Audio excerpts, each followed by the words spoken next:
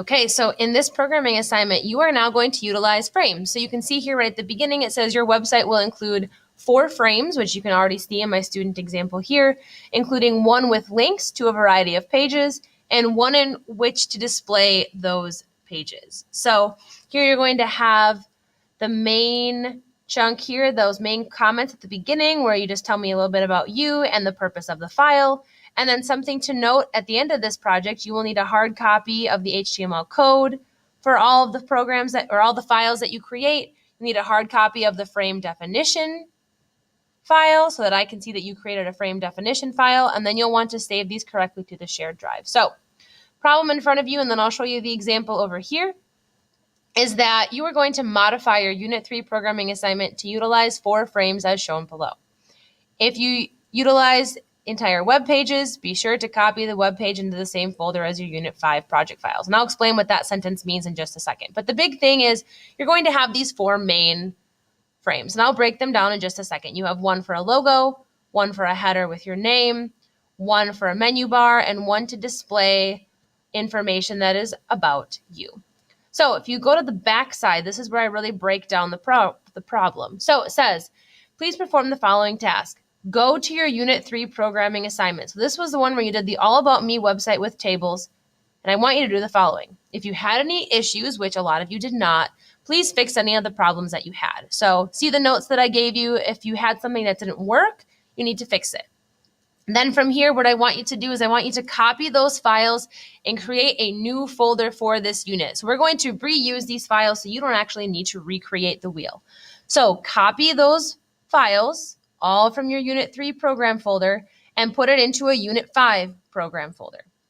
Now, once you've done that, I want you to go to each of the 3 pages that you had, and you need to remove the horizontal menu bar.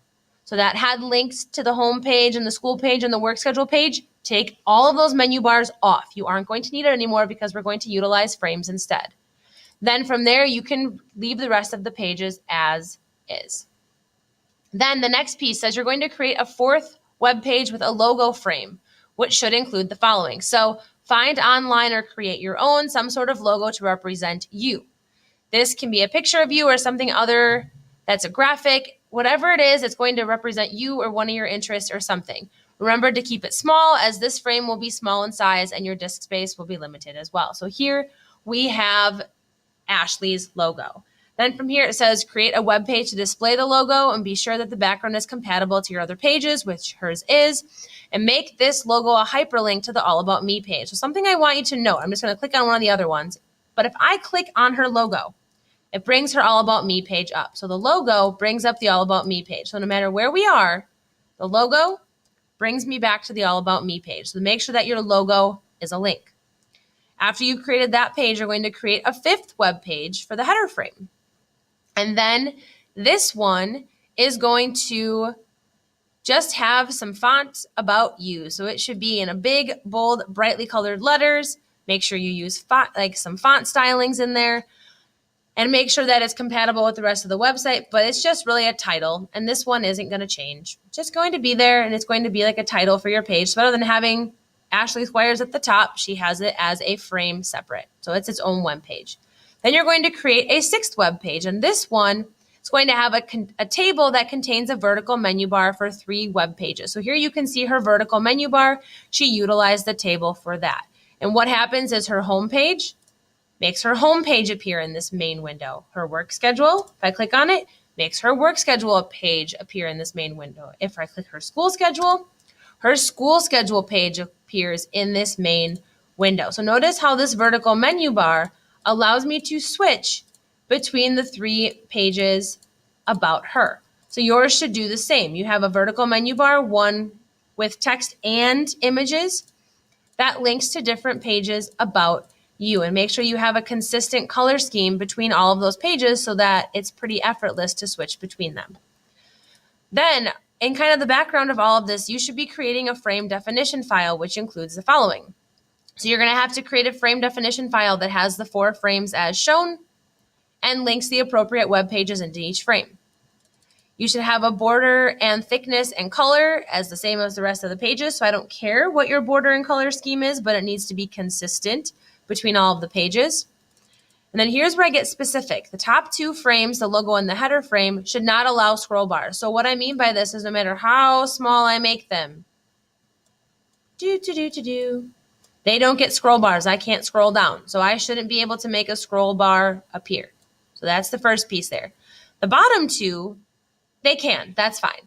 But the top two should not allow scroll bars. Then from here, they also should be no taller than 25% of the browser window. So notice that they're restricted. They don't take up 50%. They only take up 25% or less. Then it says the left two frames, the logo and the menu frame, should not be resizable. So what that means is I can't click and resize these images or these frames. However, if you look here, I can resize this one because these don't have specific requirements on them. So you can't resize these two. You can resize this one. Okay. Then they should not be wider than 25% of the browser window. So these should not be wider than 25% of your whole window. You can choose what it is, but it should be 25% or less. Then it says the bottom two frames should allow scroll bars. So I should be able to see that the scroll bars appear when needed. And then the last piece here says that the right frames, those frames that are left, should be resizable by the user. So here I can resize them, woohoo, to be different sizes. And I should be able to click through those and make the different frames. So that is your project for this unit. Make sure that you go through and you really make sure that you have the styling done and you add in some text styling and things like that. Make it flashy. Make sure that everything matches the color scheming. So you may have to do some updates from your previous project, but those are your requirements. So let me know if you're having any troubles or you need any help.